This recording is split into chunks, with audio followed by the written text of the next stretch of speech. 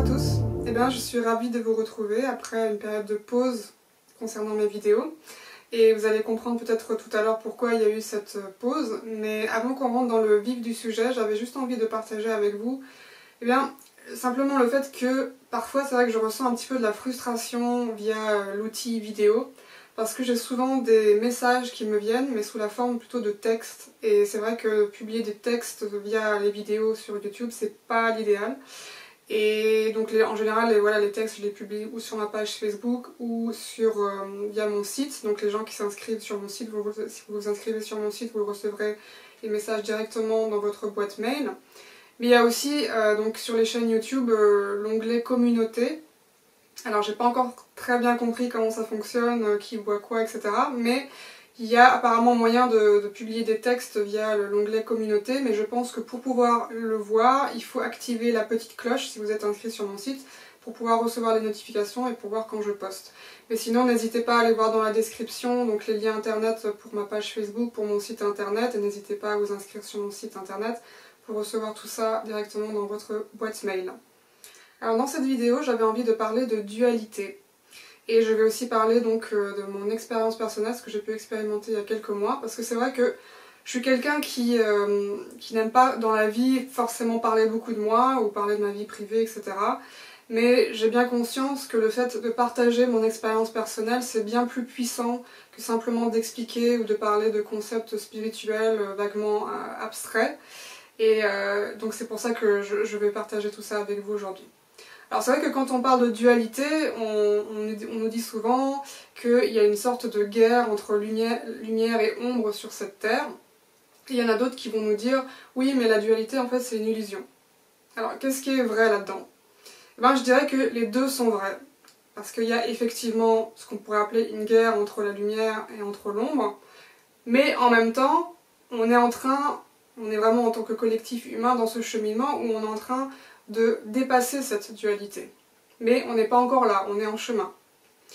Et c'est vrai que ce qui a attiré mon attention particulièrement, c'est vrai qu'en ce moment, il y a tellement de choses qui se passent au niveau mondial, beaucoup d'événements qui peuvent paraître négatifs, qui viennent toucher les gens, etc. Et par exemple, je repense à ce qui s'est passé avec le feu à Notre-Dame.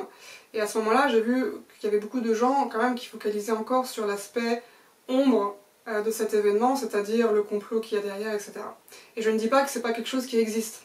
Je dis simplement que maintenant, on est dans un temps où il faut prendre un pas de recul et pouvoir voir les choses de manière plus globale. C'est-à-dire que on se rend compte que derrière ce qu'on appelle l'ombre, derrière l'obscurité, il y a aussi la conscience. Et en fait, on se rend compte que tout est conscience. Donc même l'ombre, même ce qui appartient à l'ombre, est divin, tout est divin. Et si on veut vraiment reconnecter avec cette unité et transcender du coup cette dualité, il y a vraiment besoin de changer en fait son regard et sa perspective sur les choses. Donc là où ça vient toucher mon expérience personnelle et peut-être l'expérience de certains d'entre vous, c'est que donc j'avais parlé par rapport à l'année 2019 que c'était une année d'activation du corps de lumière, des artisans de lumière.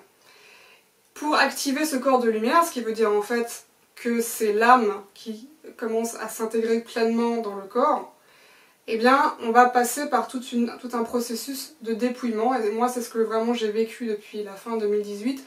On m'a vraiment fait passer à travers un processus de dépouillement où je suis allée profondément dans les couches de mon identité humaine, dans les couches de mon ego, où systématiquement, tout ce à quoi je pouvais encore me raccrocher à l'extérieur de moi était systématiquement arraché. Donc évidemment, c'était un processus qui était assez douloureux, et ça m'a vraiment aussi permis de mettre en lumière des choses que je pensais étaient résolues, mais qui m'a permis justement de plonger encore plus profondément dans ces couches. Donc, ce qui m'est arrivé il y a quelques mois, donc je ne sais pas si vous l'avez vu, mais j'avais publié une vidéo sur la guérison de l'enfant intérieur, et c'était une vidéo évidemment qui me tenait beaucoup à cœur parce que c'est un des piliers de mon travail. Donc j'avais vraiment une anticipation de la publier cette vidéo et je voulais le faire dans les meilleures conditions possibles. Alors le jour où j'ai filmé mes vidéos, j'étais bien centrée, j'étais bien concentrée, j'avais fait mon yoga, ma méditation du matin. Et je sais pas qu'est-ce qui s'est passé, qu'est-ce qui m'a pris, parce que d'habitude je fais jamais ça, mais il y a quelque chose qui m'a poussée à aller me connecter sur Facebook. Et là je suis tombée sur un lien que j'ai cliqué, c'était un lien d'une canalisation. Et au moment où j'ai cliqué et que je suis arrivée sur le site, j'ai ressenti une énorme vague de négativité envahir mon être. Et là évidemment j'ai tout de suite fermé le site, et puis je suis retournée tourner ma vidéo, et puis là au moment où j'ai commencé le tournage, j'avais plus de possibilité de me concentrer, j'arrivais plus à suivre le fil de ma pensée, alors que c'est un sujet que je connais par cœur, et je devais recommencer encore et encore, et ça générait beaucoup de frustration et beaucoup de colère, parce que je me disais, mais merde, je vais devoir tourner un autre jour, j'ai pas le temps de le faire, etc. etc. Mais j'ai quand même senti que je devais aller jusqu'au bout, c'est-à-dire continuer à essayer de la faire cette vidéo, et au moment où j'ai terminé le montage, je me suis dit, bon après tout, le résultat, ça va, c'est plus ou moins acceptable. Mais ce soir-là, une fois le travail fini, je me suis littéralement écroulée. Et pour la première fois de ma vie, je ressentais dans mon être, au niveau de mon système nerveux, que mon système nerveux était en train de trembler, comme s'il était traumatisé, comme s'il y avait un espèce de prédateur qui était constamment sur moi. Et ça m'a fait vraiment plonger très profondément, descendre très profondément dans des émotions voilà, très fortes. Et ça a duré plusieurs jours, comme ça. Donc j'ai vraiment senti que j'avais besoin de me déconnecter complètement, non seulement d'internet, réseaux sociaux, mais aussi de la société en général, de vraiment me retrouver avec moi-même, parce que j'étais en train de traverser quelque chose de très important. Alors évidemment, quand j'ai eu du mal à tourner ma vidéo, la première chose que je me suis dite, c'est je me suis faite parasiter.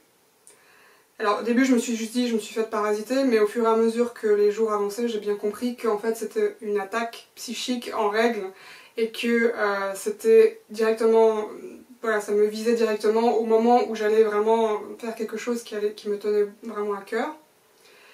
Mais comme toutes les attaques psychiques ou les attaques de magie noire, eh bien ça vient toujours mettre en lumière ce qui n'est pas résolu en soi. Et là en l'occurrence, ce que c'est venu toucher, à part voilà, le fait que je me sentais comme une proie avec ce prédateur sur moi, c'est le fait de ne pas être légitime pour faire ce travail, ou d'être un imposteur. Et c'est vrai que c'était quelque chose que je pensais aussi d'avoir déjà résolu, mais en fait non, il y avait encore une couche par rapport à cette croyance-là, à cette peur-là, qui était en moi. Et donc, j'en voulais pas aux gens qui m'ont envoyé cette attaque, ou même à l'ombre, mais j'ai ressenti quand même beaucoup de colère vis-à-vis du divin. Parce que, évidemment, je sais que c'est le divin qui est derrière. Et je me demandais, mais pourquoi est-ce que j'ai l'impression vraiment de faire les choses dans le cœur, j'ai l'impression d'aider les gens, d'être au service, pourquoi est-ce qu'on m'emmène encore vivre dans des enfers pareils, quoi. Et donc, qu'est-ce qui se passe quand généralement je touche vraiment le fond? Eh ben, je fais appel à des aides spirituelles. Et là, en l'occurrence, l'entité qui est venue, c'est Isis. Et Isis, je n'ai pas eu tellement d'interactions avec elle, malgré ce qu'on pourrait croire. Donc j'ai eu plus d'interactions avec la Vierge Marie en fait. J'ai eu une première interaction réelle avec elle lors d'une cérémonie chamanique. Et donc c'était seulement la deuxième fois que vraiment je sentais sa présence et que j'interagissais avec elle. Alors évidemment Isis, j'ai toujours ressenti en arrière-plan. Et puisque parfois on me demande pourquoi j'utilise le nom Isis, eh bien en fait Isis c'est mon nom d'âme. Ça c'est une information que j'ai reçue il y a 8 ou 9 ans quand j'ai fait ma formation en hypnose et le protocole de Michael Newton qui s'appelle La vie entre les vies. Et à ce moment-là j'avais pas compris pourquoi le nom Isis était sorti, mais maintenant je sais que c'est parce que mon âme fait partie de ce flux de conscience qui est relié à Isis, qui est relié à la mère divine. Et Isis elle a vraiment une énergie et une voix très douce, et ce qu'elle m'a dit c'est « Ma chère enfant, tu es mon enfant, tu es ma fille, j'ai beaucoup de filles et de fils. » Et ce qu'elle est venue me dire aussi, c'est que j'étais en train de traverser une initiation, comme j'ai pu le faire dans des vies passées. Et là, elle m'a montré, donc je me suis vue dans une sorte de tunnel souterrain complètement noir, qui était un tunnel sous une pyramide. Et j'avais une torche, donc j'avais juste la lumière de la torche. Et de part et d'autre, je voyais plein de visages effrayants sortir du noir, qui me criaient dessus ou qui me médisaient. Et j'ai demandé à Isis si c'était les démons du mental, et elle m'a répondu « Appelons-les plutôt les fantômes du passé ». Et c'est vrai que dans les temps anciens, une initiation, elle se vivait dans le noir absolu, on est confronté à son mental, on est confronté à son ego, on est confronté aux entités du bas astral, jusqu'à ce qu'on vienne vraiment toucher le vide en soi. Et c'est ce qui était en train de se passer pour moi à ce moment-là. Quand une part du mental et de l'ego va mourir, eh bien, ces voix, on les entend très très fortement, elles prennent beaucoup de place, elles prennent toute la place, on a l'impression parfois de devenir complètement fou. Et ça, c'est juste avant le moment où il y a le lâcher-prise final, où on va vraiment voir que c'est l'ego qui se bat pour sa survie, et ensuite tout va se dissoudre à travers ce qu'on appelle la mort de l'ego. Et la mort de l'ego, c'est pas quelque chose qui arrive en une fois, hein, c'est quelque chose qui arrive par étapes.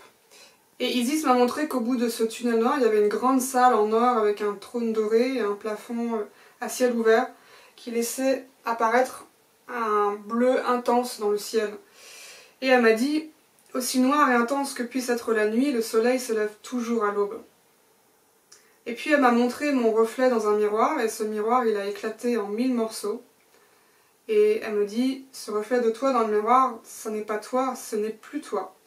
Et le miroir éclate pour que se révèle le diamant à l'intérieur de ton être, qui est la lumière de ton âme. Et à ce moment-là, j'ai eu vraiment une vision de mon âme très blanche et brillante, entourée d'or, qui émanait au niveau du centre du cœur. Un miroir est fragile et peut se casser facilement, un diamant est inébranlable, incassable et éternel.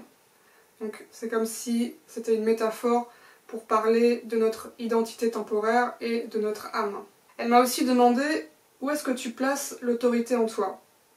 Parce que c'est vrai que souvent on place l'autorité à l'extérieur de soi, donc en quelque chose ou en quelqu'un, et en faisant ça, on se soumet à cette chose extérieure et finalement on donne son pouvoir. Et c'est très souvent aussi qu'on voit qu'on accorde souvent des qualités parentales au divin. C'est-à-dire que voilà, si je me comporte bien, je vais être récompensée, si je me comporte mal, je vais être punie. Mais tout ça, ce ne sont pas des vérités absolues, ce sont vraiment des perceptions humaines qui n'ont pas on va dire, de valeur absolue au niveau spirituel. Donc, elle m'a dit ça vraiment pour que je puisse replacer le pouvoir là où le pouvoir et l'autorité en moi-même là où ils doivent se trouver, c'est-à-dire dans les mains de mon âme. Alors j'ai évidemment remercié pour sa guidance et puis je lui ai demandé la protection pour la suite. Et je me suis sentie mieux après cette visite. Mais quelques jours plus tard, j'ai eu droit au deuxième round, on pourrait dire, où je me suis de nouveau retrouvée. Donc cette fois-ci, j'ai fait une espèce de régression spontanée dans une de mes vies en Égypte. Parce que j'en ai eu plusieurs en Égypte.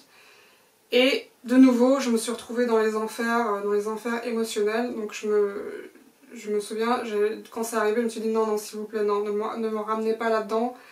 C'est bon, là, j'ai déjà donné, s'il vous plaît, sortez de moi de là. Alors juste pour la petite histoire, c'est vrai que depuis l'enfance, je me sens connectée avec l'Égypte, donc j'ai un lien très très fort avec l'Égypte. Et c'était un de mes rêves d'aller en Égypte, et ça a été chose faite il y a à peu près 1 an et demi de ça, où j'ai fait un voyage en Égypte. Et au bout du 3e jour sur place, donc on a commencé à visiter les tombes dans la vallée des rois, je me souviens, et d'un coup j'ai commencé à me sentir très mal en fait. J'avais des migraines, j'avais tout d'un coup mon corps qui était douloureux de partout, et très rapidement j'ai commencé à avoir une grosse fièvre. Et je me suis retrouvée dans le lit, comme ça sous la couette, à trembler de tout mon corps pendant toute la nuit, à suer comme pas possible, où je pensais vraiment que j'allais mourir. Et ce qui se passait à ce moment-là, c'est que j'avais reconnecté au niveau cellulaire à des mémoires de violence intense en Égypte. Et c'était mon corps qui l'exprimait. Donc j'avais pas tellement d'émotions qui étaient associées à ça, mais c'était vraiment au niveau physique que ça se passait. Et la seule information qu'on m'a transmise à ce moment-là, c'est: tu as été enterrée vivante. Et ça a duré 10 jours comme ça, donc j'étais vraiment très très malade, et pourtant voilà, je suis rarement malade ces dernières années, quasiment jamais, et je pense que ça a été une des fois où j'étais le plus malade dans ma vie, et que j'ai dû prendre du coup des anti-inflammatoires pour pouvoir au moins me lever et continuer à faire les visites un minimum, parce que sinon j'étais clouée au lit. Et donc voilà, c'était mon expérience en Égypte. Et j'ai donc eu le 2e épisode à ce moment-là, donc quand j'ai fait cette régression spontanée, mais cette fois-ci c'était pas dans le corps physique, c'était vraiment au niveau émotionnel que ça se passait. Donc je me suis vue, donc à cette époque-là, j'étais une prêtresse d'Isis initié, et j'avais des rapports en fait avec le roi de l'époque, le pharaon de l'époque, qui convoitait un petit peu les connaissances spirituelles que je pouvais lui apporter. Et comme je ne voulais pas lui donner, eh bien il a décidé de m'humilier, de me torturer et aussi de me violer parce qu'il pensait que via le rapport sexuel il pouvait soutirer cette énergie-là. Donc je me suis retrouvée à un moment donné, je me suis vue dans le désert, vraiment, on va dire entre guillemets souillée et vraiment pas dans un bon état du tout. Je voyais même les pyramides au loin. Et là je me suis vue sortie de mon corps et je me suis commencé à remonter dans les sphères spirituelles jusqu'à ce que je vois une espèce de spirale de lumière avec une grande lumière et 2 gardiens devant. Et là je voulais passer à travers cette lumière et là les gardiens m'ont dit non non non, c'est pas encore l'heure, tu dois encore retourner. J'ai dit comment ça je dois retourner ils vont me tuer là si je retourne, donc ça sert à rien que je retourne dans mon corps, de toute façon ils vont me tuer, ils m'ont complètement traumatisée. Et ils insistaient, les gardiens me disaient non non, il faut que tu retournes, tu dois aller jusqu'au bout de cette vie. Alors j'avais pas trop le choix, je suis revenue dans mon corps et cette fois-ci je me suis vue dans un espèce de trou, un cachot vraiment très profond, très sombre, où il y avait juste une ouverture plusieurs mètres au-dessus. Et là de nouveau j'ai ressenti énormément de colère vis-à-vis du divin. Je me disais mais pourquoi est-ce que vous me mettez dans un enfer pareil? Je suis venue comme en mission pour apporter plus d'amour, plus de lumière, plus de conscience sur cette terre. Et voilà comment on me remercie, on me maltraite de cette manière-là. Et il y a aussi à ce moment-là une autre vie qui se superposait à celle-là, où c'était une vie où j'étais aussi une femme, mais au Moyen-Âge lors de l'Inquisition, et aussi j'avais reçu des châtiments, etc. Je ne vais pas rentrer en détail évidemment dans les tortures et les châtiments que j'ai reçus, c'est pas la peine. Mais donc, j'avais cette incompréhension vraiment et cet appel vis-à-vis du divin pour mieux comprendre. Et ce qui s'est passé en fait, c'est que j'avais juste besoin d'être dans un état d'acceptation et d'acceptation surtout intérieure de ce qui se passait. Et à partir de là, je me suis vue évidemment condamnée à mort, ou on m'a enterrée vivante, etc. Et donc quand on m'a enterrée vivante, cette fois-ci, j'ai pas senti qu'il y avait de la peur ou du stress ou des émotions négatives, où j'ai vraiment senti qu'au contraire il y avait cette acceptation qui était là enfin, et donc j'ai pu vraiment me laisser aller dedans. Et voilà, je suis sortie de mon corps quelques heures après avoir été enterrée et j'ai finalement rejoint les sphères spirituelles. Et quand je suis arrivée dans les sphères spirituelles, donc dans mon domicile spirituel, là je suis passée dans une espèce de fontaine de régénération. Donc on m'a fait passer là-dedans parce que j'avais eu beaucoup de sévices physiques, psychologiques et émotionnels, donc j'avais vraiment besoin de cette purification. Et ensuite on m'a emmenée dans une espèce de salle de classe où j'allais pouvoir raconter mon expérience à d'autres âmes qui allaient bientôt s'incarner. Donc à travers cette expérience, et c'est pour ça que je vous la partage d'ailleurs, j'étais vraiment au cœur de l'expérience de la dualité, donc entre ombre et lumière. Et ce qu'il faut bien comprendre, c'est qu'en fait cette guerre entre ombre et lumière, on a tendance à la projeter à l'extérieur ou à la voir à l'extérieur de nous-mêmes, mais en fait elle est en nous, cette lutte entre l'ombre et la lumière, entre notre part d'ego, notre identité humaine et notre âme. Et quand on prend conscience de ça, on arrive justement à transcender tout ça et finalement à abandonner aussi une certaine lutte ou une certaine résistance qu'on peut avoir dans ce cheminement, dans ce processus. Donc quand on commence à revenir vers soi et à accepter en fait tout ça, à intégrer cette partie de soi et à voir que tout est divin et que tout est conscience, on arrête de projeter sur le monde extérieur des choses qui sont mauvaises, qui sont bonnes, l'ombre, la lumière, etc. Oui, ces choses existent, mais c'est avant tout ici que ça se passe. Ce qu'il faut bien comprendre, c'est que l'ombre sert le divin et que l'ego sert le divin. Sans l'ego, on ne pourrait pas faire l'expérience de l'illumination ou de l'éveil, et sans faire l'expérience de l'ombre, on ne pourrait pas aussi faire ce processus du chemin de retour vers la maison, tout en restant dans son corps physique, ce qu'on appelle aussi l'état de pleine conscience ou l'état de samadhi. Et d'ailleurs, suite aux épisodes là que je viens de vous raconter, j'ai un peu expérimenté l'autre extrême. C'était beaucoup des choses en dents de scie que j'ai expérimenté ces derniers mois, où j'ai eu comme un avant-goût de ce que c'est que l'état de samadhi. Donc pendant plusieurs jours, j'étais vraiment dans cet état de paix intérieure où le mental était quasiment absent et de toute façon il n'y a plus d'identification ni au mental ni à quoi que ce soit. Il y a juste cet état de paix, de plénitude et de contemplation. Alors quand on est confronté à notre part d'ombre, ou à la part d'ombre de ce monde, pourquoi ne pas revenir justement à cet état de compassion et d'amour, parce que de toute façon, intégrer son ombre, ou l'ombre du collectif, ou intégrer son ego, ça ne peut pas se faire dans la lutte, ça doit obligatoirement passer par l'acceptation et par l'amour, parce que c'est ça le langage de notre âme. Et si on a envie que notre âme puisse prendre le dessus, eh bien, on est obligé de passer à travers le langage de l'âme. Et j'ai aussi compris pourquoi je devais retraverser toutes ces souffrances, donc évidemment c'était par rapport à mon propre cheminement, mais c'est aussi par rapport, on va dire, plus globalement à tous les artisans de lumière sur cette terre, parce que tous les artisans de lumière sur terre ont ces mémoires de persécution pour avoir justement pris position pour la lumière, pour avoir exprimé leur vérité. Donc on les porte, ces mémoires, au niveau cellulaire, et parfois on ressent de la peur, de l'anxiété, des résistances aussi pour se mettre en avant et pour porter les messages qui sont les nôtres. Et ce que j'avais justement envie de dire par rapport à tous ces artisans de lumière, c'est que c'est en intégrant et en transcendant ces mémoires-là, donc les mémoires du passé, qu'on va pouvoir justement prendre conscience qu'aujourd'hui, on est revenu dans un corps physique, et à ce moment précis dans l'histoire de l'humanité et de l'histoire de la Terre, on n'est plus là pour se faire vilipender, on n'est plus là pour se faire tuer, humilier, sacrifier, persécuter.